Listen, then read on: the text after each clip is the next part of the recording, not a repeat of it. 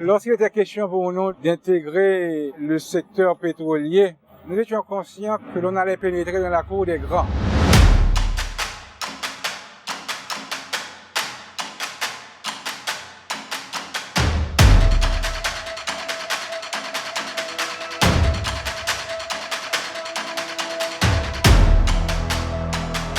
En 2011, une société étrangère qui planifiait d'obtenir un appel d'offres pour donner des services aux Nations Unies a contacté l'Association nationale des distributeurs de produits pétroliers dans le but d'obtenir un support. Malheureusement, elle a rencontré beaucoup de réticence au niveau des distributeurs. Ce partenaire étranger, c'est la Tristar Transport LLC. C'est une compagnie qui est basée à Dubaï et ils ont une logistique leur permettant de donner des services même dans des endroits les plus difficiles. Et transport de carburant par avion et par voie maritime et même dans des zones de non-droit. Vu que les produits qu'ils désiraient avoir, ils ne pouvaient pas les obtenir sur le marché local, dans le cadre de cette démarche, ils m'ont demandé d'essayer d'obtenir la licence. Et si j'arrivais à obtenir la licence, ils me donneraient un contrat complet. Je sentais que j'aurais besoin d'un certain support. J'ai contacté quelqu'un que je connaissais bien, avec lequel j'avais déjà travaillé au sein de l'ANADIP, qui était Randolph Rameau. Ils ont vu en nous et peut-être le potentiel qu'ils cherchaient, des gens vraiment dynamiques, qui avaient l'expérience du marché. Comme nous n'avions pas une société qui avait les statuts qui nous permettaient de faire cette démarche, je me suis allié à un troisième partenaire. Je reçois l'appel de Madame Noisy qui me dit Ralph, on a besoin de toi. À l'époque, on nous donnait justement une licence d'importation qu'à des sociétés anonymes. C'est ainsi qu'ils sont venus vers nous, qui avions justement une société anonyme. J'étais vraiment au début un peu sceptique quand je leur ai dit, mais okay, écoutez, what's in it for us? Ils ont dit, écoutez, nous, on veut être carrément partenaire à part égale. Nous avons créé la société Kimazu, qui est constituée de nous trois, Mildred Noisy, Randolph Rameau et votre serviteur Ralph. Quand nous avons été voir un cabinet d'avocats pour former la société, cette société existait déjà. On n'a pas voulu changer le nom, on l'a gardé que tout le monde trouve un petit peu étrange, ça ne sonne pas français, ça ne sonne pas anglais, ça sonne quand même un petit peu drôle, mais par superstition, on a décidé de garder le nom. Cette société-là s'est rendue justement à mener toutes les démarches auprès des ministères des Finances, du Commerce, etc. Et nous avons pu obtenir cette autorisation d'importation. Et je me souviens qu'en discutant avec le ministre des Finances de l'époque, il nous a dit, mais monsieur, pourquoi est-ce que vous ne faites pas une société sérieuse, une société vraiment d'une certaine taille? Et nous, on lui a dit, écoutez, aujourd'hui, on veut justement nous limiter aux importations de la République dominicaine vers Haïti pour satisfaire les besoins uniques de la MINUSTAH. Soyez-en certain, monsieur le ministre, au moment opportun, on deviendra quelque chose de sérieux. C'est ainsi que nous avons commencé à fonctionner uniquement pour compte de la société Tristar Transport LLC de Dubaï, qui, elle, avait gagné un appel d'offres pour la fourniture et l'accompagnement des produits pétroliers dans tous les points de la MINUSTAH à travers le pays. Et puis nous commençons à installer les gens pour eux dans toutes les provinces, que ce soit Jérémy, Le Cap, etc., à des fins de remplissage d'hélicoptères, d'avions, de véhicules, etc. Un personnel tout le monde qualifié, bien entendu. La société, au départ, n'était pas une société d'importation ni de distribution de produits pétroliers, mais c'était plutôt une société de logistique, de transport de produits pétroliers. Et après quelques 4 ans, on s'est rendu compte qu'il y avait un spectre du départ imminent de la MINUSTAH qui commençait à se dessiner. Et justement, on avait commencé à réaliser que le volume de produits que nous importions d'une part et que nous distribuions, les commandes devenaient de plus en plus petites. Et c'est à ce moment-là qu'on a dit, bon, écoutez, il faut qu'on regarde comment est-ce qu'on peut changer ceci. Tristar qui s'est retiré à ce moment-là, mais qui a quand même manifesté le désir de continuer à trouver des opportunités en Haïti et qui est resté jusqu'à présent un partenaire privilégié avec lequel nous continuons à travailler dans le cadre d'un terminal pétrolier que nous avons à Martissa. J'ai été rencontrer Robert Barrette, qui venait tout juste de monter la structure de profil. Nous avons mené avec les promoteurs du début un travail consistant tout d'abord à développer pour l'entreprise un plan stratégique. Donc nous sommes partis du fait que cette société disposait d'une autorisation d'importation de produits pétroliers pour les besoins initialement de la MINUSTAH. Et leur avons dit, nous avons la capacité de vous accompagner jusqu'au point de faire de cette société une entreprise, une société pétrolière à part entière. Moyennant néanmoins que vous acceptiez de remplir toutes les règles du jeu.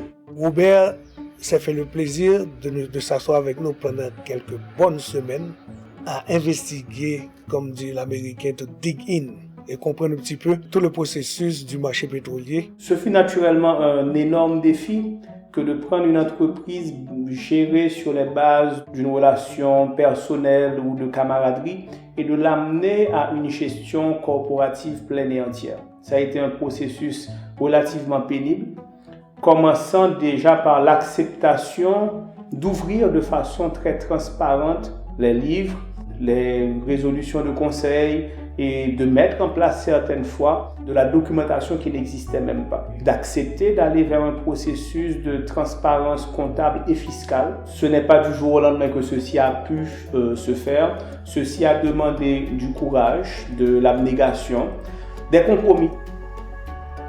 Pour continuer à faire ce commerce, il fallait d'abord rentrer dans les canaux locaux qui étaient passés par le BMPAD qui réclamait un volume minimum qui était 5000 barils à l'époque.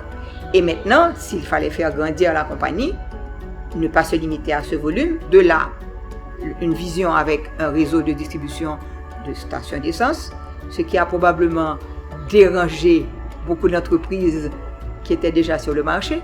Puisque le secteur pétrolier a toujours été la chasse gardée de 3 ou 4 multinationales, on savait qu'on n'aurait pas eu la tâche facile.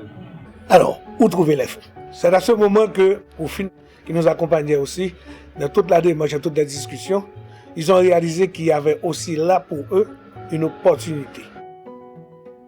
Profin, donc, banque d'investissement, a senti le besoin d'ajouter au panorama financier haïtien un fonds d'investissement qui accepte de prendre des risques de capital avec des sociétés qui répondent aux règles de gouvernance et de transparence qui sont établies, avec l'objectif de créer de la diversification de risques pour les actionnaires, mais aussi de mettre en place une structure qui est basée sur la participation du fonds d'investissement dans la gestion quotidienne des sociétés.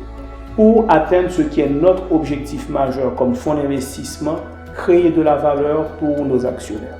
Et pour ceci, nous avons quand même dû faire quelques sacrifices, puisque c'était un partenariat avec 3 personnes. Donc CIC est ainsi devenu le plus important investisseur individuel dans le capital de cette société. Ce qui veut dire que les promoteurs de l'origine qui détenaient la totalité du capital ont accepté cette dilution de leur part, mais qui est compensée, il est évident, par la création de beaucoup plus de valeur. Et en fait, cette mission qui a débuté au mois de mars 2017 a consisté pour les équipes exécutives de CIC de s'impliquer dans toutes les structures de la gestion de Kimazu puisqu'il s'agissait d'une entreprise qu'il fallait transformer. Donc, on avait un défi de taille à relever puisqu'on voulait que cette compagnie qui s'appelle Kimazu, qui vient avec le sigle beau aujourd'hui, aurait beaucoup de mal à se tailler une place parmi les multinationales. Mais on avait un idéal et un objectif. C'était d'offrir une alternative dans l'industrie. Faire mieux les choses, offrir un service de qualité à la clientèle. Notre comportement, notre sens du travail bien fait, nous a pratiquement taillé cette place qu'on cherchait. On se pose la question, mais d'où est venu peut-être Go?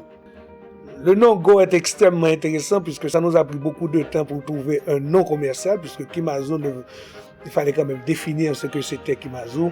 Mais quand nous avons opté pour Go, Go veut dire tout simplement gas and oil. Go, ça, en anglais, c'est la mouvance, c'est aller de l'avant. Pour l'endemain camion, on dérape aujourd'hui.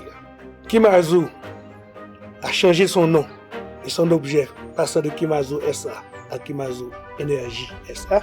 Pourquoi? Parce que on a compris à la Kimazu qu'il fallait ouvrir le champ de façon à emboîter tout type d'énergie qui pourrait se dégager.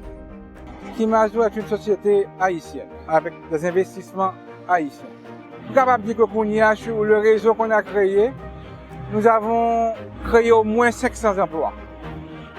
Donc voilà une société qui avait un plan de 20 stations sur 5 ans et qui se retrouve au moment où nous parlons avec 44 stations en 2 ans. Nous représentons le 3e réseau le plus solide de l'industrie. Donc il y a de quoi être fier.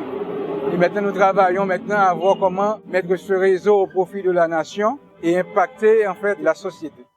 Avec certaines valeurs morales, éthiques, on peut arriver vraiment à monter des projets sérieux pourvu qu'il y ait quand même le respect et qu'on mette un peu la gourmandise individuelle de côté. Pour moi, c'est une fierté de voir comment une société comme celle-là, avec près de 115 partenaires directs et indirects, peut aujourd'hui se positionner et tenir bien haut le flambeau du drapeau haïtien, même sur le sol haïtien. Kimazou, le fait que nous ayons tous milité dans le secteur pendant de si nombreuses années, dans un milieu difficile, dans un milieu très machiste, de simples employés réceptionnistes à la Shell, à devenir aujourd'hui importatrice de produits pétroliers. Ça, j'en suis fière. Notre conviction profonde est celle que pour changer la dynamique d'ensemble dans l'économie haïtienne, nous devons pouvoir redistribuer de la richesse. Mais redistribuer de la richesse veut dire de pouvoir en créer davantage et de pouvoir la créer en respectant des normes de gestion, de gouvernance et de transparence qui font des entreprises faisant partie de notre portefeuille des modèles, des fleurons. Et je peux dire qu'aujourd'hui, Kimazou Énergie est un modèle à montrer à la communauté d'affaires d'Haïti, aux investisseurs, aux promoteurs qui ont le courage de faire le choix de la gouvernance et de la transparence comme étant des lignes de direction pour aller créer plus de richesse, plus de valeur et la prospérité au bout du compte. Son même côté nous tous nous braler. Effectivement, pour demain, il faut nous déraper aujourd'hui. So at the end, let's just say, let's go.